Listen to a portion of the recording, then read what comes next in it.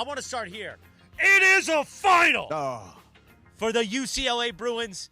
We'd like to thank you for participating in college football. Pick up your commemorative "It's Over" T-shirts at the door. We'll have plenty to say about that moving forward. Greg Bergman, are you crying yet? I'm not crying. I'm ecstatic. Now get rid of Jarmond, too. Oh!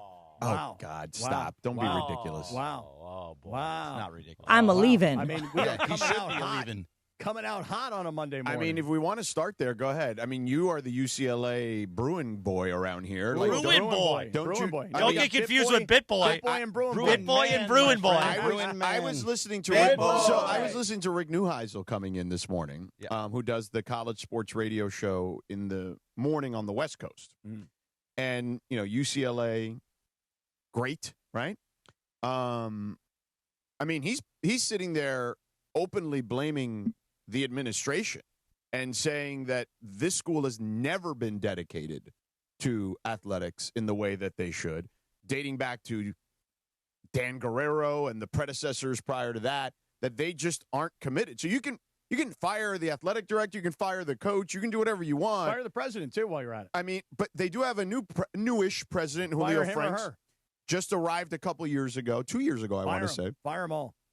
So we'll see. I mean, he came from the University of Miami where they committed a lot of dollars to football before he left. We'll fire him. So, I mean, we'll see if that's something they do now moving forward. But until the administration, academia, whoever you want to call it, decides to actually invest in athletics, then UCLA is just going to ride cash in those Big Ten checks. Well, listen, you can say fire the athletic director. And listen, the reason people want the athletic director fired is like when you fire a general manager. You know what I mean? It's like, hey, you hired the coach failed. Therefore, not only does the coach get fired, but the guy who hired the coach gets fired too. But well, first off, they hired him. That is true. But I thought it was interesting. Thank you, Brian. That Jarmond this past weekend, when, you know, being asked about it at a press conference, was like, these decisions are not exactly just exclusively made by me. That's true. Which was his way of passing the buck, which is also his way of going, just so you know, you can blame me all you want. That's okay. I'll take the blame, even though he didn't exactly take the blame. But you can blame me, but these decisions are not made exclusively by one person. Or in a vacuum. Yeah, right. And listen, your school is either in today's day and age of NIL, or your school is out. Right, and they're trying to just, like, dip their toes in the water, right, because they don't have the support that they should have. So, interestingly enough, I did a game this weekend where the coach was also fired. I mean, right after the game, basically, yesterday morning in Brent Pride, Virginia Tech. And now, deservedly so. You get beat at home by Old Dominion? Sorry, buddy, you're supposed to get fired. I mean, Old Dominion has beaten them recently, but the way they lost is really the bigger issue. I couldn't believe believe New Mexico at home. Hey, dude, I turned on your game because I wanted to just watch and hear you for a little bit, and I turned it on. I went, "Is it 35-0 Old Dominion?" I go, "No, this has to be an error. They must have somehow screwed up the scoreboard on my TV. It's got to be 35-0 Virginia Tech, right? It was There's not. no way possible. It was not. So anyway, my point is this: Virginia Tech has been way more successful at football than UCLA, basically post-Frank Beamer, so going back to 1987, okay? Way more successful. And they are in a situation where they're having to make a decision on whether they are in financially on football or not because they're way behind in their conference. So UCLA, we know, is definitely behind financially in their conference. Hell, they got into the conference because they were broke. Yeah, they needed the money. Right. And Martin Jarmond made that happen because of his relationships prior to in the Big Ten, both at Michigan State and Ohio State. If not, we'd probably be talking about them dissolving football and maybe some other sports, if we're being frank. I mean, listen, they're never gonna dissolve football, but they need to show that they're going. They're never gonna. I mean, it's been something that's been openly discussed, has it not? I mean, it has been a little bit, but I think that they have been successful in the past. When you go back to Toledo, they were successful back then. Even Mora, just about 10 years ago, they were successful under Mora. No, they had a couple of good seasons. Yeah, they had a couple of good seasons. He had them in contention. Right, most but of the what time. I mean, Chip Kelly just went from the inside and tore out their guts and said, like, I'm going to destroy this program. Why did he do that? Why would he want to do that? I don't know why he wanted to. He wouldn't go out and recruit. He didn't do anything. But again, a lot of that boils back down to this. When you're the UCLA administration, you hire Chip Kelly, right? And I don't know. I'm not trying to blame Dan Guerrero because, again, it was the right hire at the time. Much like Martin Jarmond, I don't know how much unilateral power Dan Guerrero had at that particular time. Well, hold on one second. Martin Jarmond, just real quick, when it came to hiring DeShaun Foster, there was A, you better hurry the hell up and hire somebody as fast as possible. B, who's really available. And who's cheap. And C, who do we have money that will actually accept this job? Right. And so it was like, hey, we got to hurry up because of the timing of it all. And he's a former player. He's on the staff. Or he's coming from, was he with the Raiders as a running backs coach, maybe? I mean, he was at UCLA prior to he was he with the Raiders when they hired him? But prior to that, he was at UCLA. Yeah, he was the running backs coach at UCLA. All I'm saying is this: there's no money to do what USC did to go out and hire a guy for $10 million a year. So you and I, when we were doing afternoons, when they hired DeShaun Foster, I remember we talked about it, and we said, this goes to show you what their level of commitment is to football, where they're hiring a guy who doesn't even have coordinator experience, let alone, head coaching experience. I'll tell you guys this. I'll tell you who I feel bad for kind of in all of this. I feel bad for him. Yeah, I mean, he was just personally. He's just in way over his head. Well, and he had a very classy statement, I thought, after the fact. Still, the greatest honor of my career to coach my alma mater. Like, I thought his statement on the way out was incredibly classy. Yeah, it's just unfortunate because what happens is most guys who play and they think, well, you know what? If I were ever the coach, I'd do this, I would do that. And then you get into the job and you realize, oh, my God, there's no resources to do all the things that I expected that I would be able to do. It's literally when I was driving in. Neuheisel said that was the case back then when he was the coach, okay? With Guerrero, that Guerrero would literally tell him, yeah, Rick, we just can't do those things. Yeah, right. I mean, listen. And these were things that, like, other teams in his conference were doing at the time at the Pac-12. Yeah.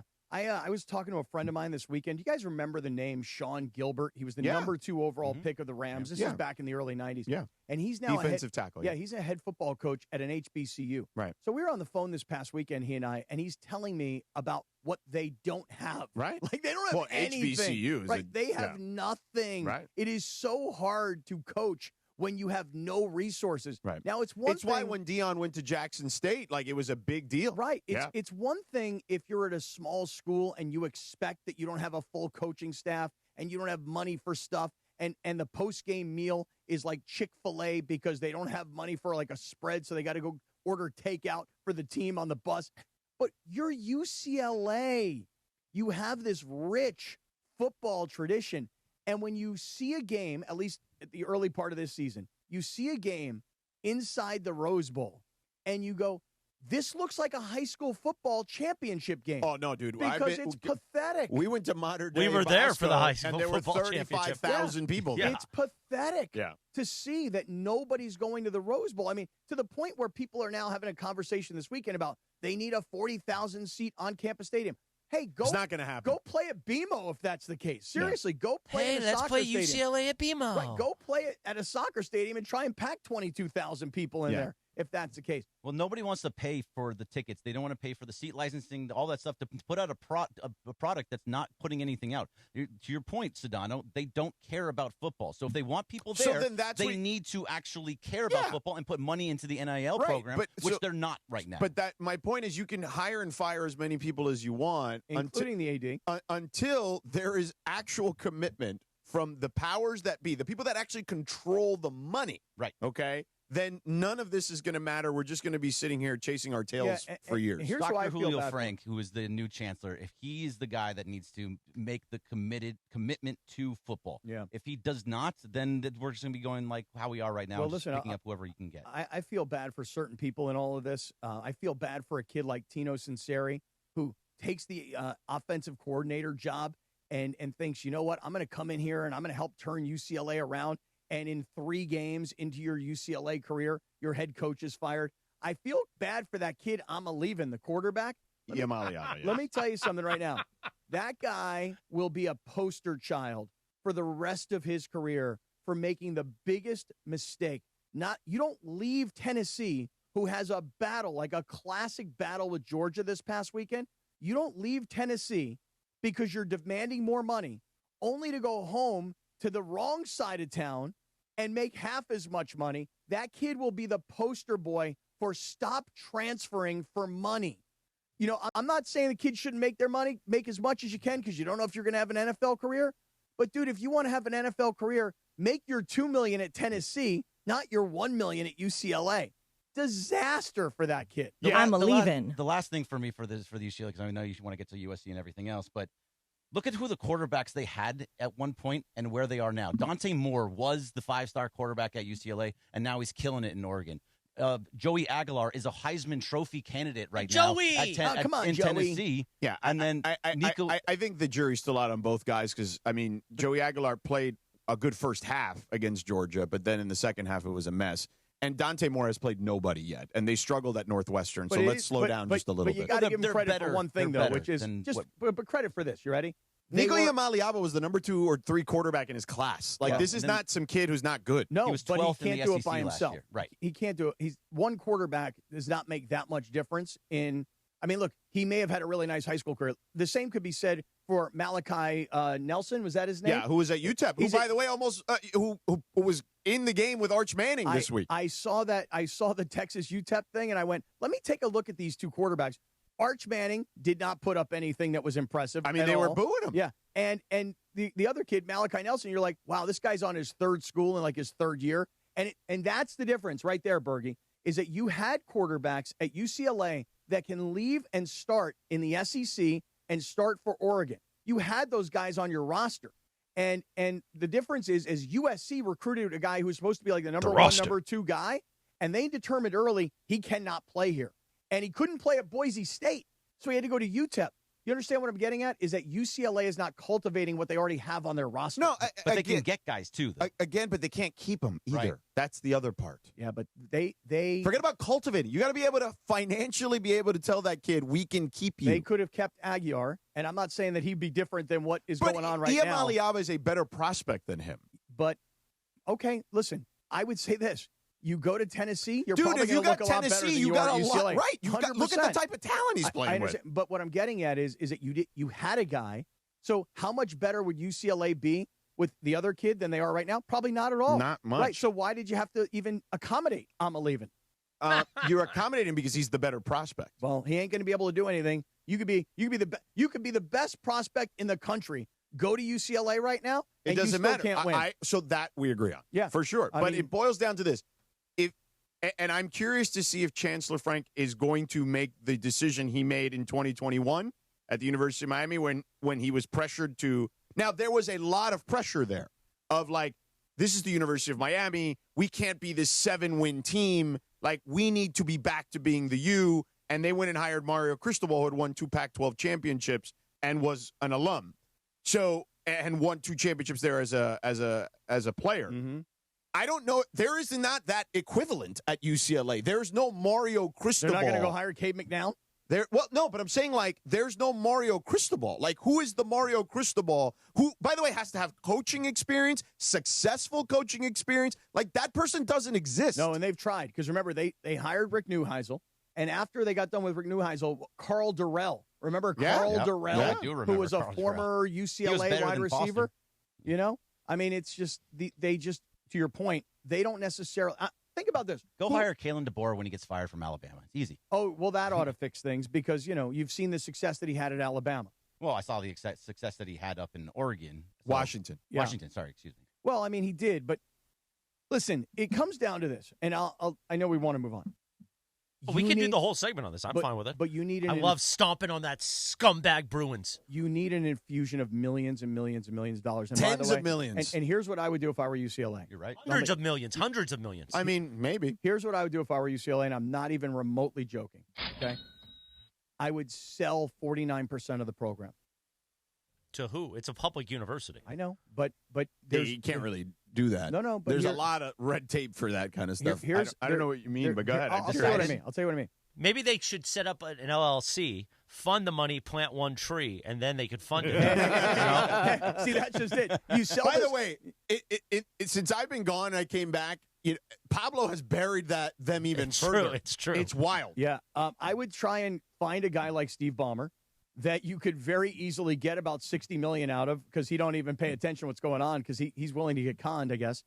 I would find a guy that is willing to infuse $100 million, $200 million. I mean, and I know it sounds a little crazy, but there's a lot of talk out there now that the way schools will ultimately be able to compete in football is they will sell, and I'm putting this in quotes, they will sell a portion of the program for the cash infusion. So imagine this. Well, Oklahoma they sell the ability to go to watch the post-game press conference. Yeah, do that. Like, but nobody wants Brent to do it Venables. Yet. Yeah. No, but I'm saying, like, they sell, to your point, they do sell every little detail of stuff. And that's Oklahoma, right? Okay, like Oklahoma is selling press conference availability. But if you said to me, "Hey, look, the UCLA imagine football the mongrels at a press conference." Oh, that'd be great. That'd be great. If you said to me, "Hey, the UCLA football program is worth $500 million," it is. Okay, I would pay money to have Bergman go to one of those UCLA press conferences. Martin Jarmond, sell the press conference Don't availability. Sell it. Hey, just get a credential and start going to these games, Bergie, and start just burying them after the game. I used to bury Steve Lavin when I was sitting on the sideline. So, yes, it was. Wow, that was a long time ago. That was the greatness of Steve Lavin. Oh, God. I love Steve Lavin. If you could he's have maybe a nice guy. He was a horrible coach. Yeah. Wasn't he the coach of the Final Four team? He was. No, he was the lead eight. No, that was Ben Howland. Oh, he lead eight. Ben Howland. Oh, Ben Howland, yeah. Sorry. But I'm just saying this. You must have an infusion of hundreds of millions of dollars. Correct. Not even remotely joking. 100% right. If somebody said, "Hey, I'll give you $5 million," you go, "Hey, that's a nice way to seed it, but we need $250 million." Yeah. Oh, no, for sure. I mean, there's no question about that. Now, sports has become big business and about money. College is no different.